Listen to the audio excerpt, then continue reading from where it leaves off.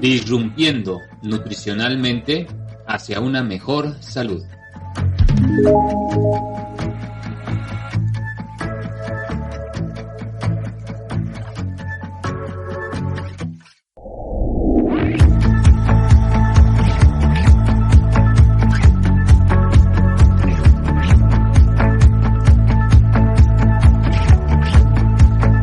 Disrumpiendo nutricionalmente hacia una mejor salud.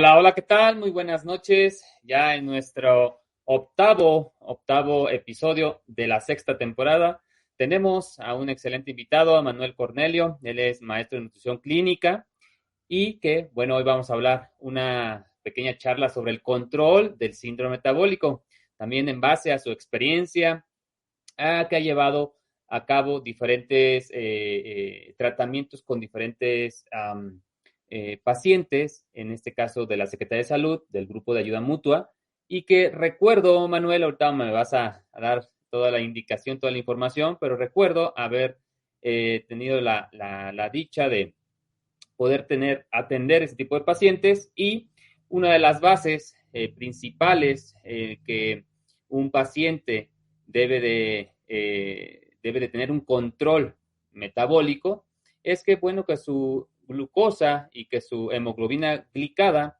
fuera por debajo de 7. Creo que ahorita ya es un poquito más abajo, si no ahorita nos vas a refrescar esa información, pero ese es uno de los indicadores importantes para llevar a cabo un control metabólico, en este caso, en el diagnóstico de la diabetes. Pero claro, tenemos la hipertensión, dislipidemias y obesidad central. Entonces, pues te dejo para que nos vayas informando qué se considera o cuál es la consideración para tener un diagnóstico como síndrome metabólico. Ok, bueno, pues muchas gracias por el espacio. Vamos a entrar un poquito de lleno ya con el tema, sin tanto preámbulo. Bueno, en cuanto a mi experiencia como tal, bueno, yo pertenezco a Secretaría de Salud del Estado de Guanajuato. Estoy en un municipio que se llama Santa Cruz de Juventino Rosas, perteneciente a la jurisdicción número 3 de Celaya. Entonces yo estoy como nutriólogo responsable del programa de cardiometabólicas.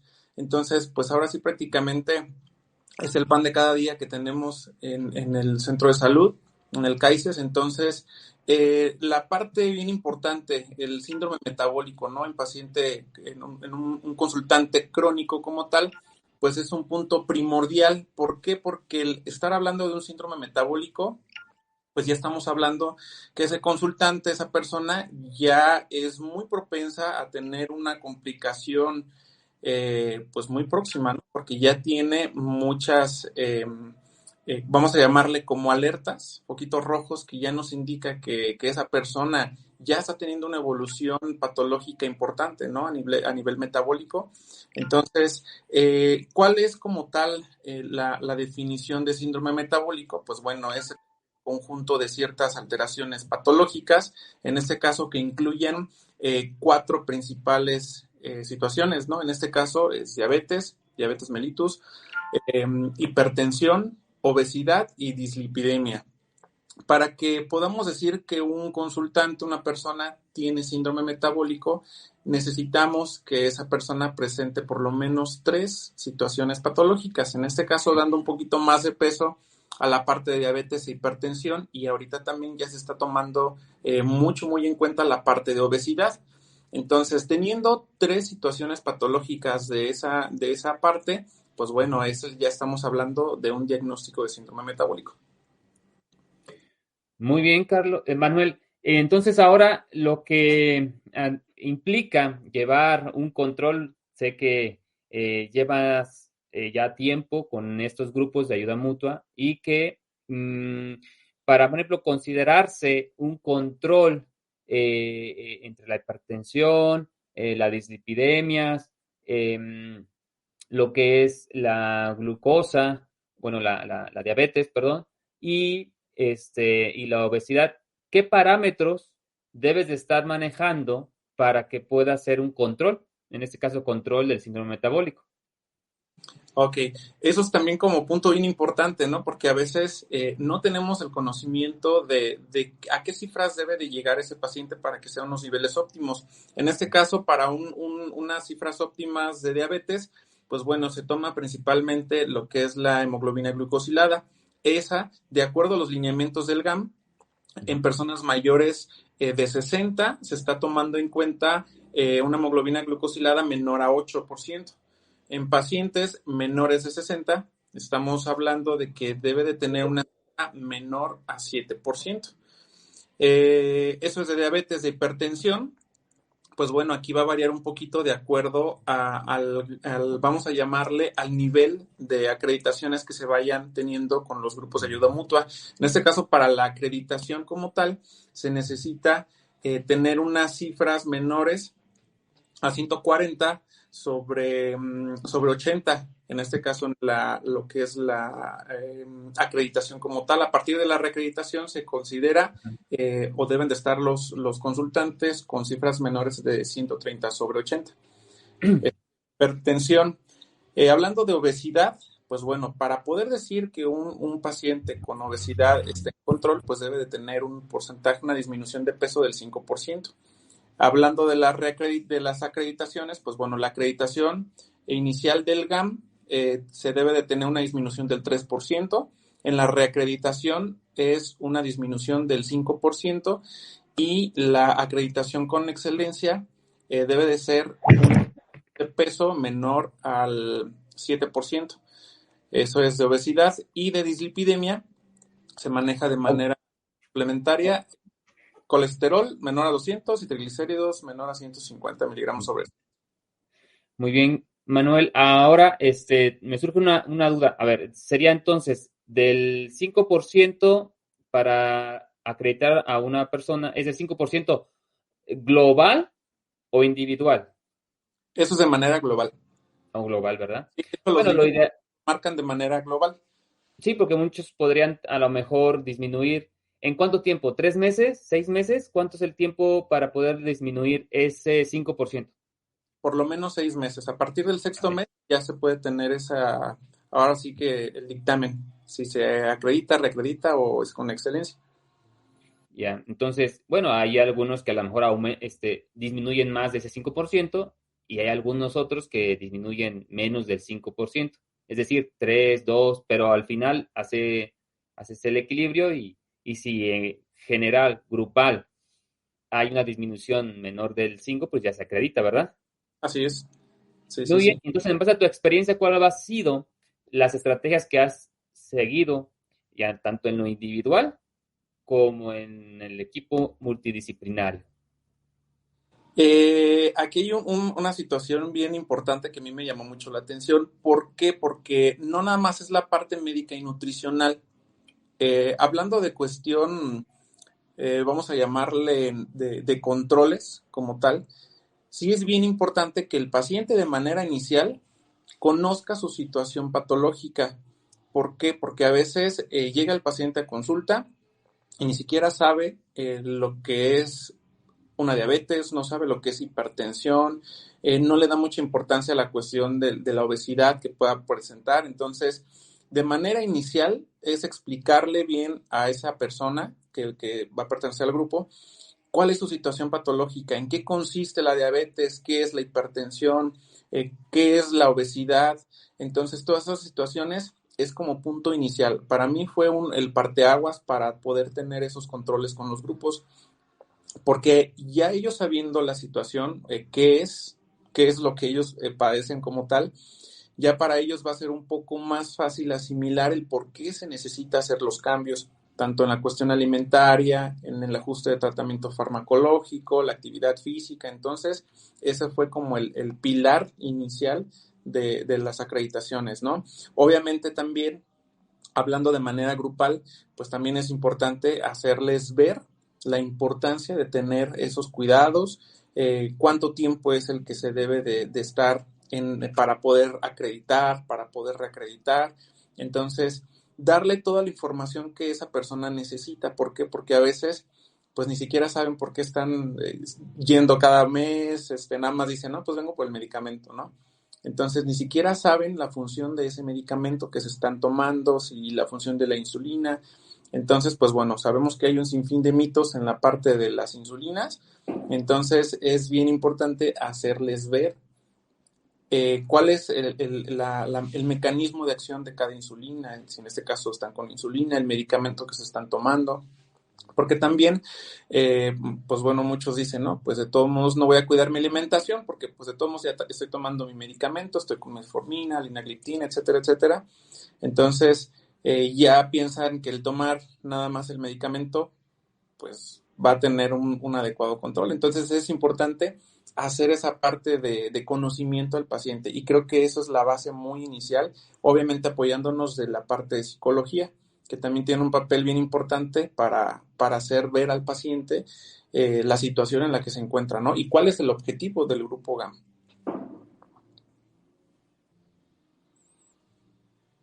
Creo que tienes muteado tu micrófono. Sí, gracias. Es parte de esta labor que has madurado en los últimos años y qué bueno que lo mencionas, que si el paciente no está bien informado, no es un paciente informado, difícilmente llegas a objetivos, en este caso, lograr controles. Y claro, todo también con el equipo multidisciplinario. El psicólogo efectivamente es pilar, tanto el médico, la enfermera, trabajadora social o el trabajo social y bueno, y el endocrinólogo en su momento o si ya es alguna otra patología que adyacente al síndrome metabólico y que bueno, entonces en lo particular, ¿cómo has hecho tú las estrategias? ¿Cómo has logrado tener este acercamiento, esta forma de comunicar la información a los pacientes para que ellos pues, lleven a cabo, a lo mejor no como un plan de alimentación, pero sí a lo mejor poco a poco ir cambiando hábitos? ¿Cómo ha sido tu estrategia? Esa estrategia, pues bueno, por lo regular, por cuestiones técnicas en tiempos en secretaría, pues bueno, a veces no es suficiente, pero bueno, yo a veces trato de tardarme un poquito más con ellos, por la parte de que sí necesitamos que el paciente primero comprenda el por qué vamos a hacer las modificaciones alimentarias. A mí me costó bastante el poder tener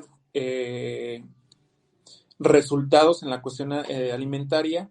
¿Por qué? Porque desconocían muchas situaciones, muchos mitos en la cuestión alimentaria, entonces es cuestión también de hacerles ver lo que sí debemos de modificar, qué podemos seguir consumiendo, etcétera, etcétera. En lo particular, mi manera de trabajar fue o ha sido muy relacionada con los cambios de hábitos alimentarios. ¿Por qué? Porque a veces yo les hago ver a los pacientes desde la primera consulta de que el hecho de que estén asistiendo a nutrición no nada más va a ser de manera momentánea, ¿sí?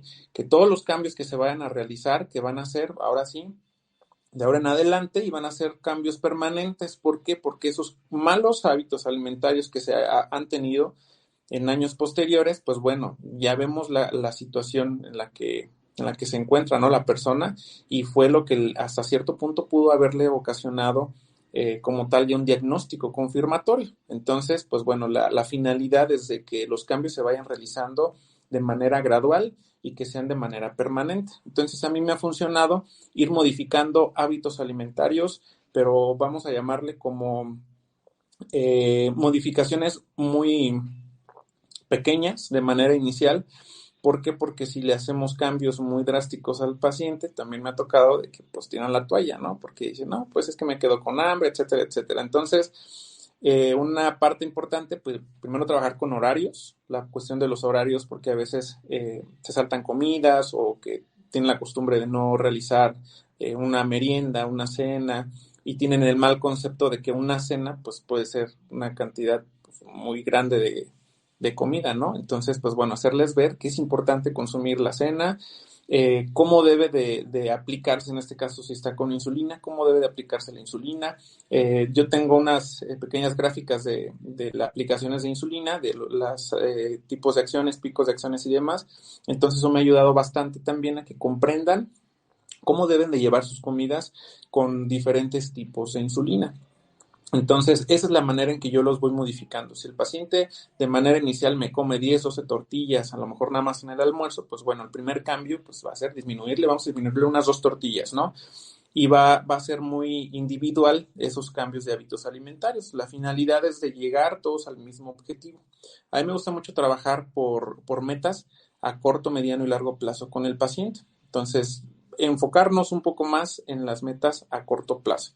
Entonces, hacer de refrescos, si esa persona me consume, no sé, vamos a suponer 1,5 litros de refresco por día, pues bueno, entonces ahora ya no va a ser 1,5 litros, vamos, la primera meta a corto plazo, pues que sea 1 litro, ¿no? Entonces, eso es como vamos llevando las modificaciones de manera gradual con las personas, con los pacientes, y eso me ha dado muy buenos resultados. Muy bien. Manuel, ya casi para ir finalizando esta charla, ¿qué recomendaciones le darías a aquellos nutriólogos, tanto que están dentro de la Secretaría de Salud de cualquier estado o que están en lo particular? ¿Qué recomendación le darías para tener un control metabólico en sus pacientes? Lo primordial es tener una adecuada comunicación con el paciente, ¿no? Ahora sí que nutriólogo-paciente y explicarles bien por qué se necesitan hacer estos cambios. A veces, cuando llega un paciente de recién diagnóstico, por ejemplo, pues bueno, es complicado a lo mejor hacerles ver la situación porque pues están en la parte de negación y tienen una situación emocional muy complicada. Entonces, es como explicarle bien al paciente qué es lo que vamos a hacer para que el paciente ahora sí diga, ok, voy a dejar de consumir ciertos alimentos, voy a modificar la cantidad, ingesta, etcétera, etcétera, por esta situación, ¿no? Que ya me acaban de explicar. Entonces, ese es como un punto muy base para tener un buen resultado con esas personas, la comunicación. Y también trabajar en la parte, vamos a llamarle, de metas como tal. Trabajar con metas con cada uno de los pacientes, pero que sea de manera individualizada.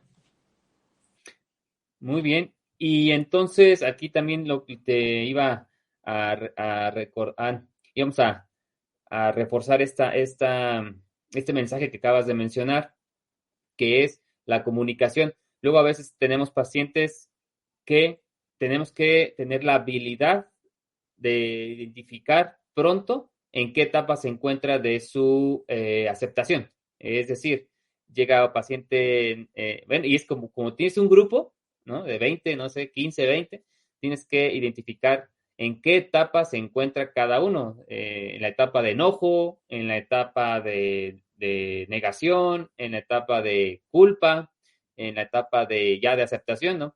Pero identificarlos y irlos llevando de la mano, pues tiene su habilidad, ¿no? Así es. Sí, sí, sí, y aquí está un poquito más a la parte de los tipos de aprendizaje que cada persona tenga, ¿no? Porque a veces nosotros vamos a ser parejos con todos las personas y a lo mejor tratamos de hacer de que todos se entiendan de la misma manera, pero a veces no es así, entonces cuando no tenemos una buena respuesta por parte del paciente. Muy bien, Manuel. ¿Qué les dirías a todos para despedirnos? Todos nuestros aquí, por aquí nos mandaron mensajes. Dice Manuel, muy buen tema. Es que aquí no dice el nombre, déjame ver, no dice el nombrecito, pero es un usuario de Facebook. Ok. Se ha de conocer. Ok. ¿Qué le daría, para despedirnos, qué les dirías para estos profesionales del área de la salud que, que nos están escuchando y que nos pueden, para ir recordando algunas estrategias?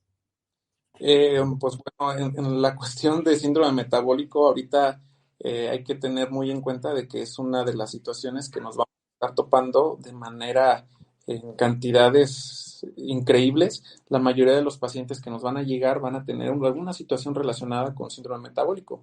Quizá no como tal con el diagnóstico de síndrome metabólico, pero con alguna de las patologías asociadas sí, ¿no? Entonces, nada más ser como muy conscientes en esa cuestión y pues bueno, empaparnos un poquito más de información actualizada respecto a los temas, porque a veces si no conocemos muy bien el tema, pues no podemos abordar bien la parte nutricional con los pacientes. Entonces, pues bueno, necesitamos más educadores en diabetes, necesitamos más personas que más profesionales de la salud, que estemos trabajando como muy de la mano, independientemente de la profesión, sea psicología, nutrición, el área médica, etcétera, etcétera. Sí necesitamos tener como esa comunicación multidisciplinaria, tanto entre los profesionales como con el paciente. Y creo que ese sería tendríamos un buen resultado con esos pacientes. Muy bien, Manuel, pues gracias. Bueno, aquí nos mencionan, mira, ya está. Dice nutrióloga Teresa Montero León, ¿no? Saludos, muy buen tema de Alto Lucero. Bueno, creo que ahí faltó algo. Gracias, saludos para Teresa. Ok, bueno, y acá también felicitarte que hace algunas semanas también obtuviste, no sé si por primera vez en ese grupo en especial o en ese centro de salud, tuviste la reacreditación o algo así. Así es. A ver, cuéntanos un poquito de eso. Bueno, ahorita en el municipio estamos trabajando con 2 grupos. Uno de ellos es en una localidad, una unidad médica que se llama Santiago de Cuenda. Entonces ahí el grupo está conformado por 20 pacientes y ya se reacreditó, ya tuvo su acreditación Okay. Previa y ya ahorita fue la parte de reacreditación. Entonces ya hace como, ¿qué será? 3 semanas aproximadamente, más de un mes, ya logramos reacreditarlo. Y también en CAICES, en cabecera municipal, también estamos con otro grupo que son 22 pacientes y ya también fue el que reacreditamos semanas pasadas. Entonces quiere decir que ese grupo en especial ya tuvo una reducción de, si no me equivoco, de peso, sí, de peso, ¿verdad? De 8% grupal. Del 5%. Del 5%, pero del 5% es para la primera, de la acreditación. ¿Y la reacreditación también es el 5%? ¿Se mantiene igual? La acreditación es el 3%, para la reacreditación 5% y el 5% para la acreditación con excelencia. Ya. Está muy bien. Bueno, pero es un buen número. 5% es muy buen número en cuestión de peso. Y que sea todo grupal, pues también da indicios que está trabajándose de manera correcta. Así Pues es. felicitarse por eso a todo el equipo también, a los que hacen posible también que eso se lleve a cabo, porque uno solito es difícil llevar a tantos pacientes en su control y también, claro, a los pacientes que también le quieren echar las ganas y que son conscientes de la enfermedad. Por eso es que se logra más rápido o en tiempo y forma sus objetivos. Así es. Sí, Pues muchas gracias. No, pues muchas gracias por el espacio. No, pues nos vemos pronto. Hay mucho que hablar sobre ese tema. Gracias, Manuel, y te veo en el próximo podcast. Perfecto. Un saludo para todos. Muchas gracias. Excelente noche. Excelente noche. Bye.